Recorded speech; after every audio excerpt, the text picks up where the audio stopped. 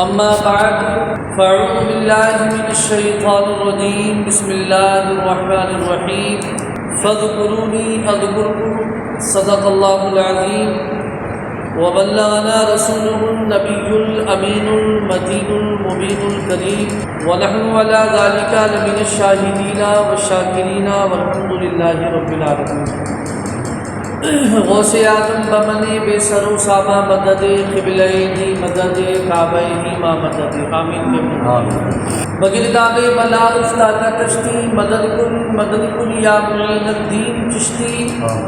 قادریم نعرے یا غوث اعظم می زنم دمز شیخ احمد رضا خان قطب عالم می زنم یا رسول اللہ تیری سرکار میں لاتا ہے رضا اس کو شفیع جو میرا غوث ہے اور لاڈلا بیٹا تیرا واہ کیا جود و کرم ہے شہ بتا تیرا نہیں سنتا ہی نہیں مانگنے والا تیرا اور فرش والے تیری شوکت کا علو کیا جانے خسروا عرش پہ اڑتا ہے فریرا تیرا میں تو مالک ہی کہوں گا کہ ہو مالک کے حبیب یعنی محبوب اور محب میں نہیں میرا تیرا حضرات محترم آئیے ہم اور آپ عقیدت اور محبت کے ساتھ عشق میں ڈوب کر مکمل بیداری اور زندہ دلی کے ساتھ اپنے آقا ساری کائنات کے داتا حضور سرکاری مدینہ راحت الحسینہ تاجدار کون و مکان صلی اللہ علیہ وآلہ وسلم کی بارگاہ بے کس بنا میں درود و سلام کا نذرانہ عقیدت پیش کرنے پڑی بابلند آواز اللہم محمد صلی اللہ علیہ وسلم نحن عباد محمد صلی اللہ علیہ وسلم صلاۃ و سلام علیک یا رسول اللہ یا حبیب اللہ صلی اللہ تعالی علیہ وآلہ وسلم۔ شاعر اسلام نے بڑی بہترین منظر کشی کھینچی ہے کہ جسے مل گیا کملی والے کا دامن، جسے مل گیا کملی والے کا دامن اسے جو جہاں کا خزانہ ملا، اور بھلا باغ جنت کا وہ کیا کرے گا مدینے میں جس کو ٹھکانہ ملا۔ اور کسی کو زمانے کی دولت ملی ہے، کسی کو جہاں کی حکومت ملی ہے، اور میں اپنے مقدر پر قربان جاؤں مجھے یار کا آستانہ ملا ہے۔ درے مصطفیٰ تک جس کی رسائی شفاعت کا اس کو بہانہ ملا ہے۔ برادران ملت اسلامیہ، میں نے خطبے کے بعد جو قرآن مقدس کی حکایت کا جز میں نے آپ کے سامنے تلاوت کیا، اللہ تبارک و تعالیٰ ارشاد فرماتا ہے فاذکرونی اذکرکم۔ اللہ کا ارشاد ہے کہ اے میرے بندو تم مجھے یاد کرو میں تمہیں یاد کروں، تم میرا چرچا کرو میں تمہارا چرچا کروں۔ اب ذرا غور کیجیے، ایک بندے کے لیے اس سے بڑی سعادت کی بات، اس سے بڑی خوشی کی بات اور کیا ہو سکتی ہے کہ ہم اپنے رب کو یاد کریں تو ہمارا رب، ہمارا خالق، ہمارا مالک ہمیں یاد کرے۔ حجت الاسلام حضرت امام غزالی رحمۃ اللہ علیہ، حضرت ثابت بنانی علی رحمہ کا ایک قول احیاء العلوم جو آپ کی کتاب ہے اس میں نقل فرماتے ہیں کہ ایک مرتبہ لوگوں کا مجمع لگا ہوا تھا، تمام کے تمام لوگ حضرت ثابت بنانی علی رحمہ کی باز و نصیحت اور خطاب کو سماعت کرنے کے لیے تشریف فرما کے بیٹھے ہوئے تھے۔ تو آپ نے پورے مجمع سے مخاطب ہوتے ہوئے ارشاد فرمایا، حضرت ثابت بنانی علی رحمہ نے جا کے ہزاروں کی تعداد میں لوگ تھے، تو آپ نے ارشاد فرمایا مجھے اس گھڑی کا علم ہے، مجھے اس گھڑی کا علم ہے کہ جس گھڑی میں میرا رب مجھے یاد کرتا ہے۔ جیسے ہی آپ نے یہ کہا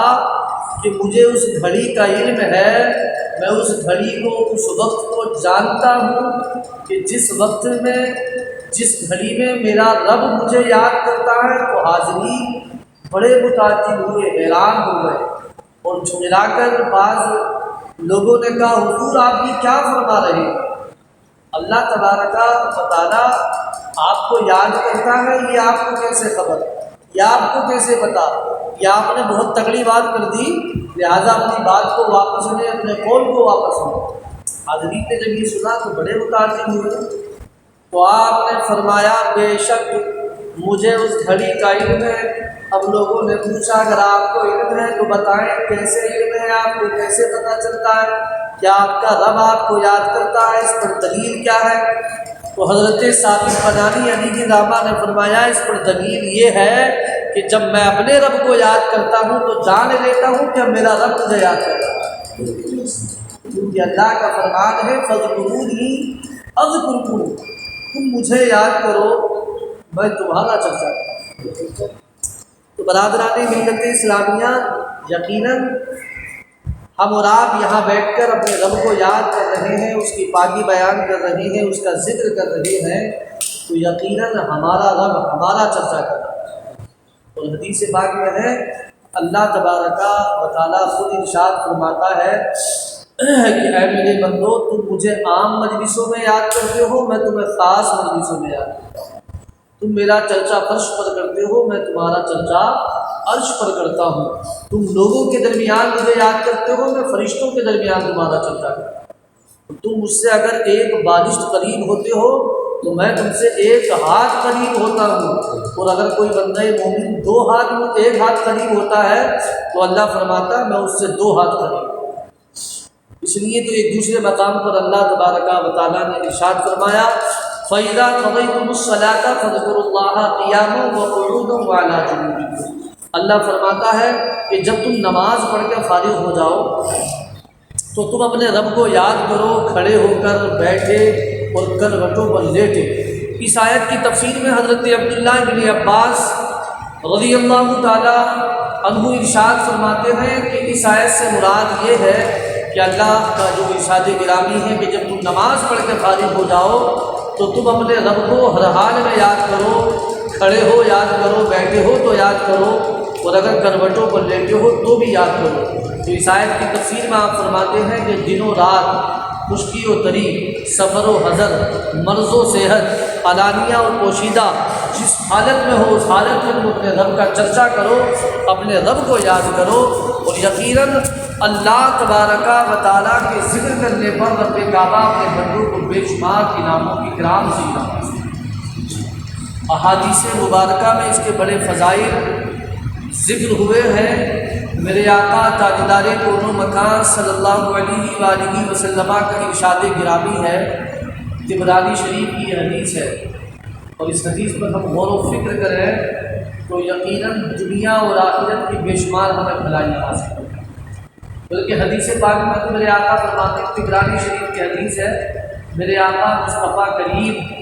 صلی اللہ علیہ وآلہ وسلم ارشاد فرماتے ہیں کہ 4 چیزیں جسے مل گئی، 4 چیزیں جسے مل گئیں تم سے دنیا اور آخرت کی تمام بھلائیاں مل گئیں۔ ہر انسان اس بات کا خواہش مند ہوتا ہے، ہر انسان کی تمنا ہوتی ہے مجھے دنیا کی اور آخرت کی بھلائیاں نصیب ہو جائیں،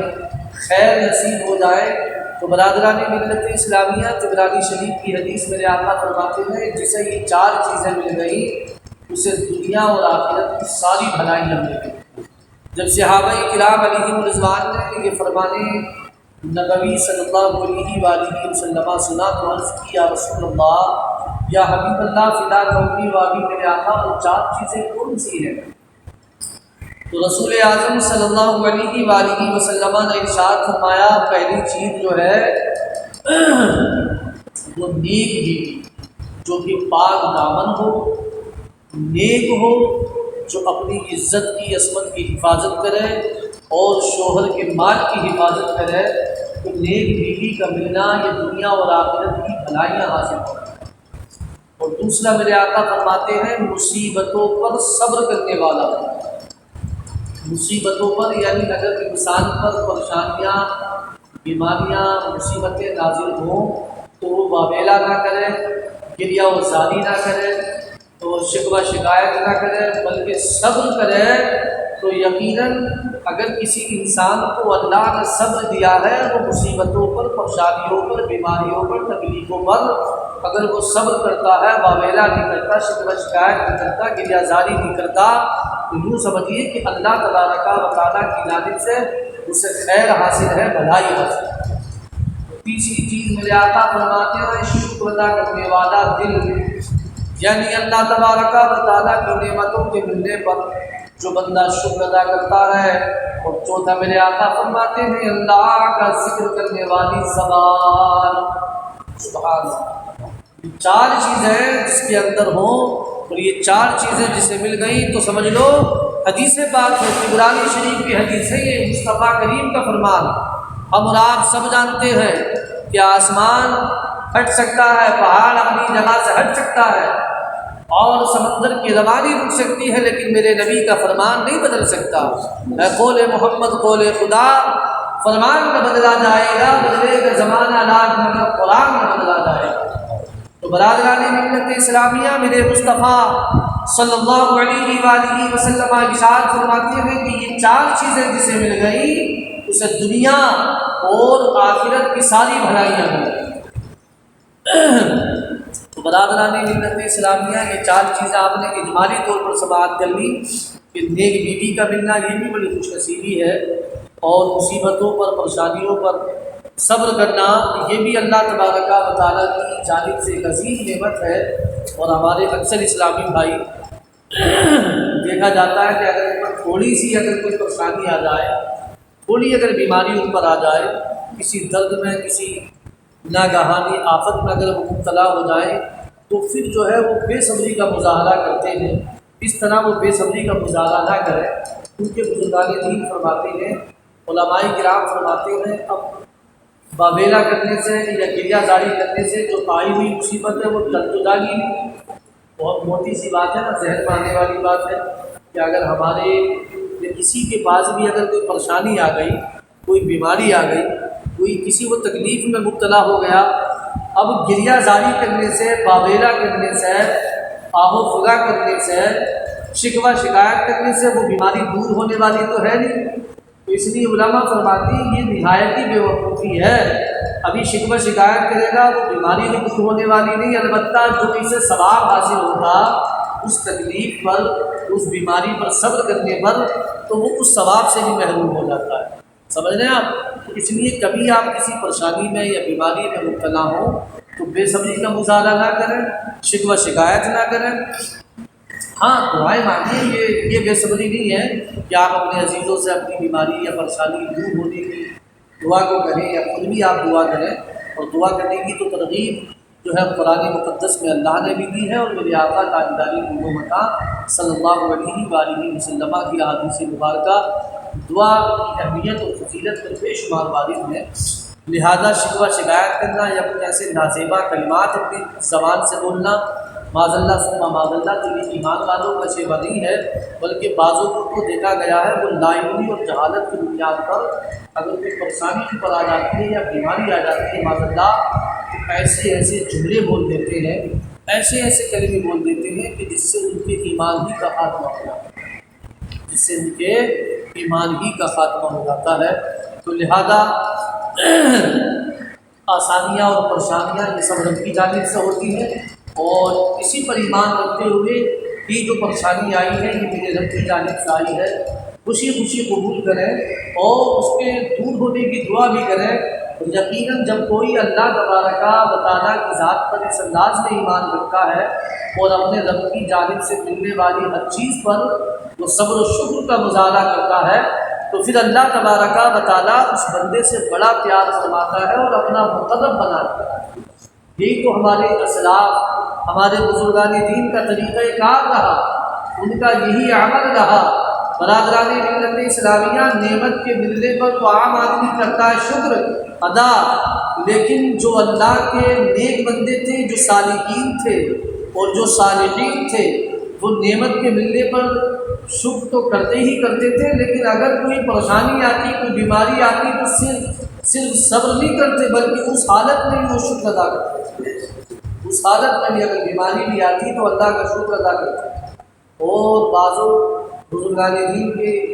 جو ہے جانب سے منقول ہے کہ وہ بیماری آنے پر اللہ تبارک و تعالیٰ کا شکر اس انداز میں ادا کرتے، وہ صدقات و خیرات کرتے،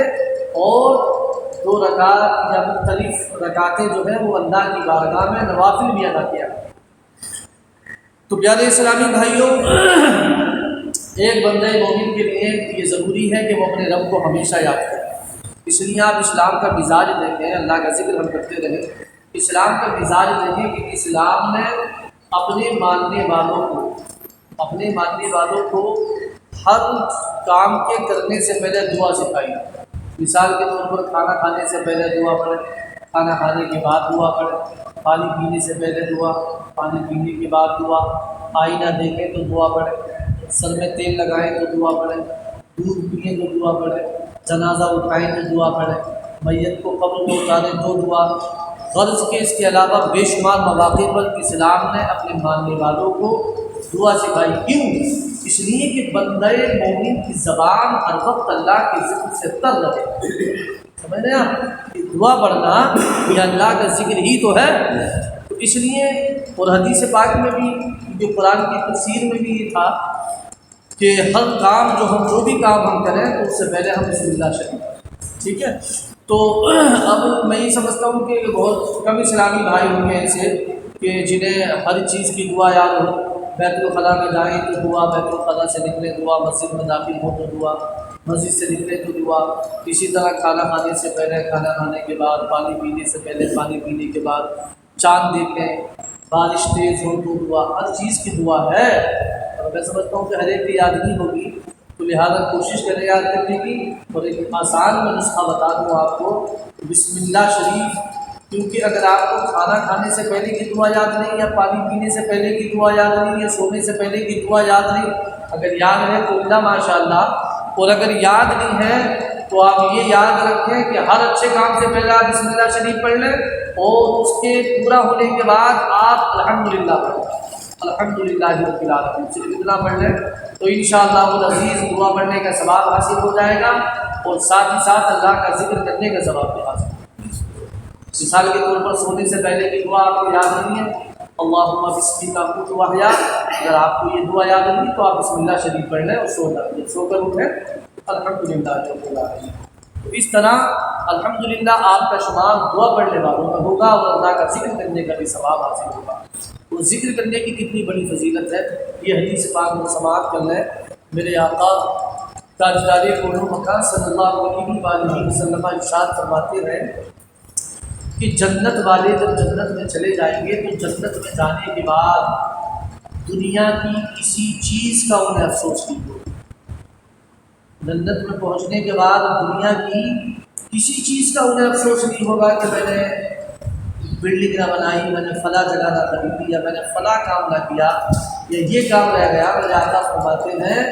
کہ جنت میں جنتی جب چلے جائیں گے تو دنیا کی کسی چیز کا انہیں افسوس نہیں ہوگا سوائے اس گھڑی کے، اس وقت کے کہ جو وقت اللہ کے ذکر کے بغیر گزرا ہوگا، جو وقت اللہ کے ذکر کے بغیر گزرا ہوگا، تو جنت میں پہنچنے کے بعد اس گھڑی اور اس وقت کا افسوس ہوگا، اور تمنا کرے گا کاش میں نے اس گھڑی کو یوں ضائع نہ کیا ہوتا،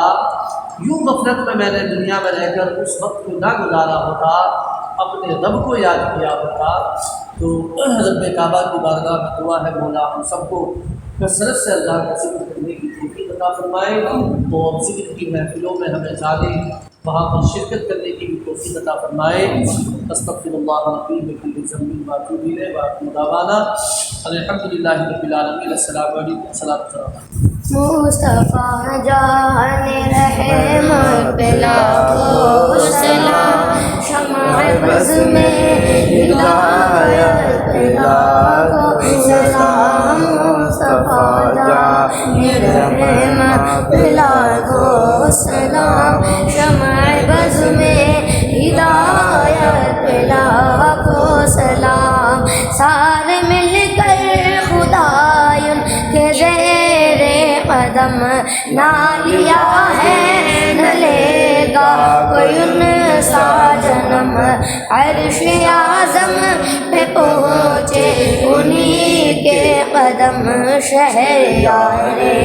ارم تاجدار حرم، نوبہار